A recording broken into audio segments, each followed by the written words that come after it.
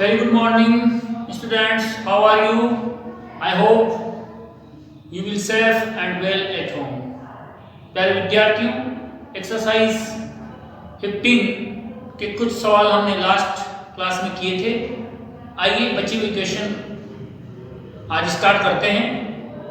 आज हम एक्सरसाइज 15 से क्वेश्चन नंबर 19 शुरू कर रहे हैं। क्वेश्चन नंबर 19 सभी बच्चे अपनी बुक ओपन करेंगे और क्वेश्चन नंबर 19 पढ़ेंगे। एक बच्चे के पास ऐसा पासा है जिसके फलकों पर निम्नलिखित अक्षर अंकित हैं। एक पासे में यह लिखा हुआ है। पासे के 6 फलक होते हैं, जैसा आपको पता है। उन फलकों पर A,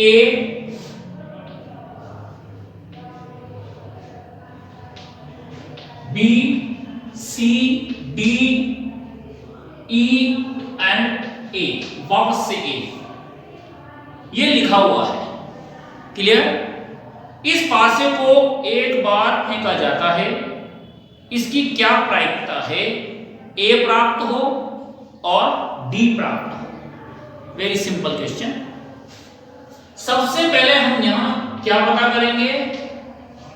कुल संभव परिणामों की संख्या। चूंकि पासे में 6 फलक होते हैं और पासे को एक बार फेंका जाता है, अतः कुल संभव परिणामों की संख्या 6 होगी। राइट। यहां कुल संभव परिणामों की संख्या बराबर 6। सबको क्लियर है? ओके। फर्स्ट पार्ट कर रहे हैं। पासे को एक बार फेंका जाता है, इसलिए ए के आने की पहला पार्ट यही है, ए प्राप्त। तो ए के आने के अनुकूल परिणामों की संख्या, ए के आने के अनुकूल परिणामों की संख्या यहां कितनी होगी? देखिए, 2 फलक ऐसे हैं जिन पर ए लिखा हुआ है, इसलिए ए के आने के अनुकूल परिणामों की संख्या 2। अब हम फॉर्मूला लिखेंगे, ए के आने की प्रायिकता बताएंगे। तो फॉर्मूला क्या होता है? Probability of an event equal to favourable outcomes. इसका मतलब घटना के अनुकूल परिणामों की संख्या अनुकूल परिणामों की संख्या अपॉन टोटल आउटकम्स, कुल संभव परिणामों की संख्या। ओके, फॉर्मूला लगा दिया। यहां अनुकूल परिणामों की संख्या कितनी है? 2 और कुल संभव परिणाम 6।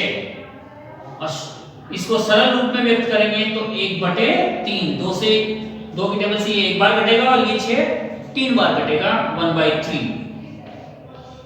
तो प्रोबेबिलिटी, अब चाहे तो हम यहां ए लिख सकते हैं। इसका मतलब ये होगा ए के आने की प्रायिकता।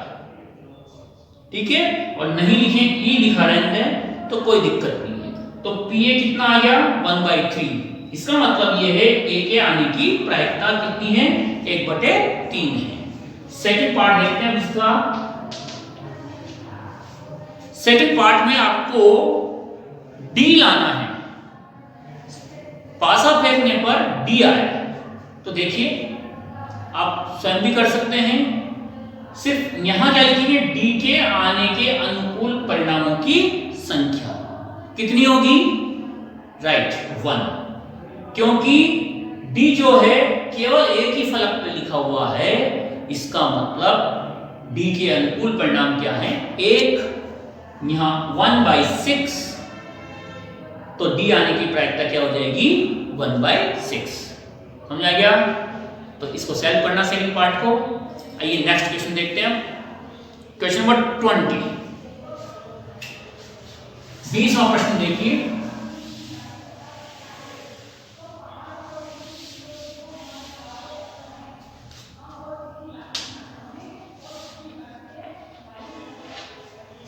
मान लीजिए आप एक पासे को आकृति 15.6 में दर्शाए आयताकार क्षेत्र में रैंडमली रूप से गिराते हैं। इसकी क्या प्रायिकता है कि वो पासा 1 मीटर व्यास वाले वृत्त के अंदर गिरेगा?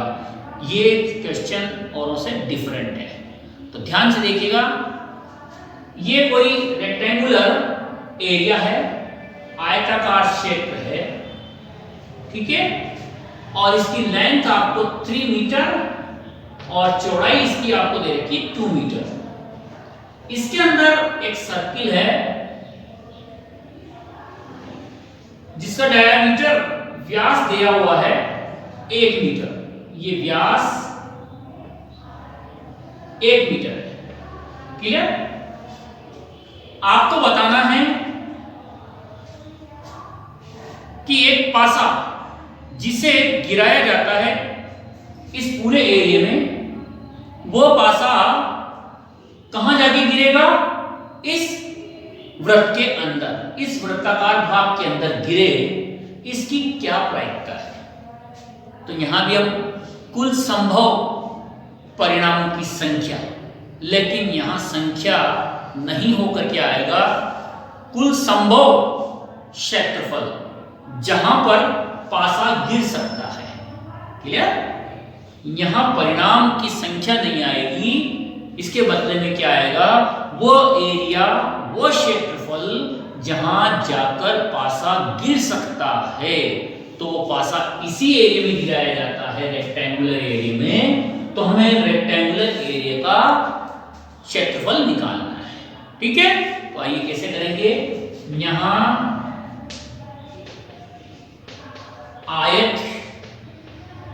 आयताकार भाग का क्षेत्रफल, क्या? लंबाई इंटू चौड़ाई। लंबाई कितनी है? 3 मीटर। चौड़ाई कितनी है? 2 मीटर। क्षेत्रफल आ गया 6 मीटर स्क्वायर। क्लियर? फिर से देखें, हमें जो पासा गिराना है वो इस आयताकार भाग में गिराना है। तो पासा इस आयताकार भाग में कहीं भी गिर सकता है, यहां अंदर भी गिर सकता है, कहीं भी गिर सकता है। तो आयताकार भाग का क्षेत्रफल निकाल रहे हैं ताकि हम ये पता कर सकें कि कुल संभव क्षेत्रफल कितना है जहां पर पासा गिर सकता है। तो कुल संभव क्षेत्रफल, इसलिए कुल संभव क्षेत्रफल जहां पासा गिर सकता है बराबर 6 मीटर स्क्वायर। क्लियर हो गई? अब हम चाहते हैं कि पासा इस वृत्ताकार भाग में गिरे, तो यहां भी हम वृत्ताकार भाग का क्या निकालेंगे? क्षेत्रफल। ठीक है, वृत्ताकार भाग का क्षेत्रफल क्या होता है? पाई आर स्क्वायर। यही होता है। आर क्या है? बिल्कुल त्रिज्या। पाई मैंने जैसा का जैसा लिख दिया। आर की वैल्यू निकालेंगे।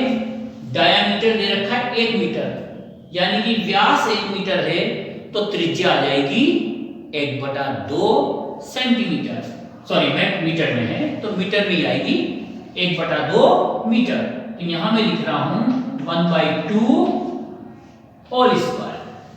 यहां लिख दीजिए, चूंकि व्यास बराबर 1 मीटर, इसलिए त्रिज्या बराबर 1/2 मीटर। क्लियर? अब इसका एरिया निकाला हमने, तो ये आ गया π/4 मीटर स्क्वायर। क्लियर है? इस वर्गाकार भाग का क्षेत्रफल π/4 आ गया। इसका मतलब घटना के अनुकूल भाग का क्षेत्रफल, घटना के अनुकूल भाग का क्षेत्रफल equal to pi by 4 metre square. ये अनुकूल क्षेत्रफल जहां पासा गिरना चाहिए, और कुल संभव क्षेत्रफल 6 मीटर स्क्वायर। क्लियर? तो यहां थोड़ा सा फॉर्मूले में चेंज करेंगे। हम फॉर्मूला क्या लिखेंगे? PE इक्वल टू घटना के अनुकूल क्षेत्रफल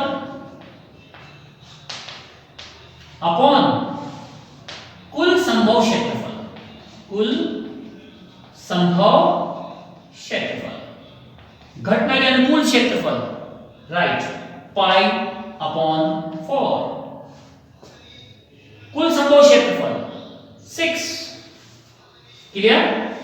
तो ये 6 के नीचे कुछ नहीं लिखा हुआ, तो 8 लिखा हुआ है, तो 6 किससे मल्टीप्लाई हो जाएगा? 4 से। तो क्या आ जाएगा?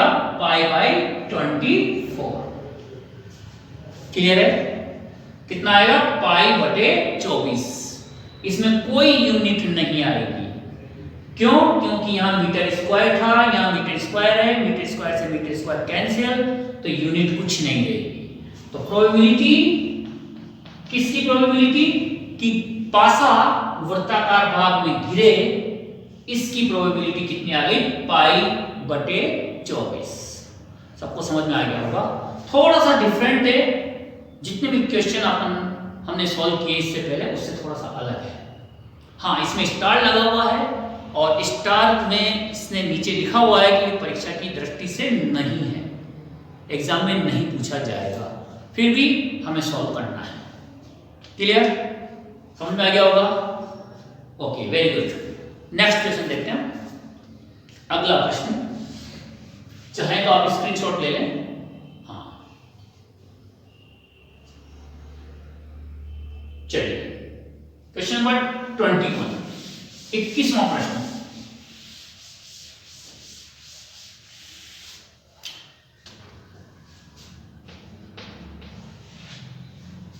एक 144 बॉल पेनों के एक समूह से 20 बॉल पेन खराब है। 144 पेनों का एक समूह है जिसमें से 20 बॉल पेन खराब हैं। आप वही पेन खरीदना चाहेंगे जो अच्छा हो, ओके, परंतु खराब पेन आप खरीदना नहीं चाहेंगे। ठीक है? दुकानदार इन पेनों में से एक पेन रैंडमली निकालता है और आपको देता है। इसकी क्या प्रायिकता है कि आप वो पेन खरीदेंगे? पेन तो हमें अच्छा खरीदना है, इसका मतलब अच्छे पेन होने की प्रायिकता बतानी है। सेकंड, आप वो पेन नहीं खरीदेंगे, यानी कि खराब पेन हम नहीं खरीदेंगे, तो उसकी भी प्रोबेबिलिटी हमको बतानी है। अच्छा क्वेश्चन है, कई बार बोर्ड एग्जाम में पूछा गया है। आइए, कुल पेनों की संख्या, कुल पेनों की संख्या कितनी है? 144। क्लियर? अतः कुल संभव परिणाम, कुल संभव परिणामों की संख्या राइट 144। क्लियर? सबसे पहले हमें यही पता करना होता है कि यहां कुल संभव परिणामों की संख्या कितनी है। क्लियर? अब घटना के अनुकूल परिणामों की संख्या हम निकालेंगे। तो पहला है, आप वो पेन खरीदना चाहेंगे अच्छा वाला, तो अच्छे पेन होने के अनुकूल परिणामों की संख्या निकालेंगे। देखिए, खराब पेनों की संख्या कितनी है? 20, राइट, 20 है। इसलिए अच्छे पेन की, अच्छे पेनों की संख्या कितनी आ जाएगी? बिल्कुल 144 में से 20 को लेस कर देंगे, क्या आ जाएगा? 124। अच्छे पेन उसमें 124 है। ठीक है? और खराब पेन कितने हैं? 20। दोनों मिलाकर कितने हैं? 144। राइट। अब हमको आप वो पेन खरीदेंगे, फर्स्ट पार्ट करते हैं। अच्छे पेन होने के अनुकूल परिणामों की संख्या, अनुकूल परिणामों की संख्या कितनी? 124। क्लियर? अच्छे पेनों की संख्या 124 है, तो अच्छे पेन होने के अनुकूल परिणाम भी कितने होंगे? 124। फिर वही प्रायिकता, घटना के अनुकूल, फॉर्मूला लिखना ही पड़ेगा आपको, अनुकूल परिणामों की संख्या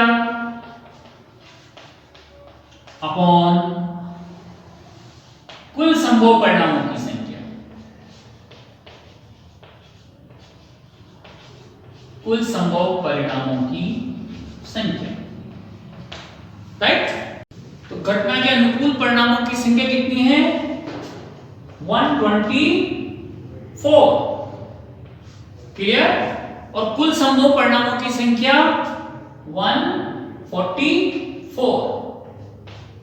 अब हम इसको सरल भिन्न में बदलेंगे। सरल भिन्न में बदलेंगे तो किसकी टेबल से कटोरा है ये? 4 की टेबल से। 4 तिया 12 और 4 एकम 4 और 4 की टेबल से कटोगा 4 तिया 12 और 6 चौक 24। कहने का मतलब 4 की टेबल से दोनों कटोरे हैं। ये कटोरा है 31 टाइम्स और ये 36 टाइम। अतः अच्छे पेन होने के अनुकूल परिणामों की संख्या 124 थी, तो इसकी प्रायिकता कितनी आ गई? 31/36। ये था पहला पार्ट। अब सेकंड पार्ट देखिए। सेकंड पार्ट में हमको आप वह पेन नहीं खरीदेंगे, तो हम कौन सा पेन नहीं खरीदेंगे? खराब पेन। ठीक है? तो यहां लिखेंगे खराब पेन, खराब पेन होने के या आने के लिख देते हैं यहां पर, आने के अनुकूल परिणामों की संख्या कितनी आ गई? 20। 20 ही है? ओके। खराब पेन आने के अनुकूल परिणामों की संख्या 20, इसलिए प्रायिकता क्या आ जाएगी? एक ही सवाल में 2 बार फॉर्मूला लिखने की जरूरत नहीं है, डायरेक्ट आप लिख सकते हैं 20/144। कुल संभव परिणाम कितने हैं? 144। कट कर दीजिए। फिर 4 से कट हो रहा है ये 5 बार और 4 से कट हो रहा है 36 बार। ठीक? तो आंसर आ गया 5/36। तो खराब पेन या वो पेन जो हम नहीं खरीदेंगे उसकी प्रायिकता कितनी आ गई? 5/36। क्लियर? सबको समझ में आ गया होगा। आज की क्लास यहां तक ही है। तीनों प्रश्नों को रिवाइज करें घर पे। Okay, thanks to all.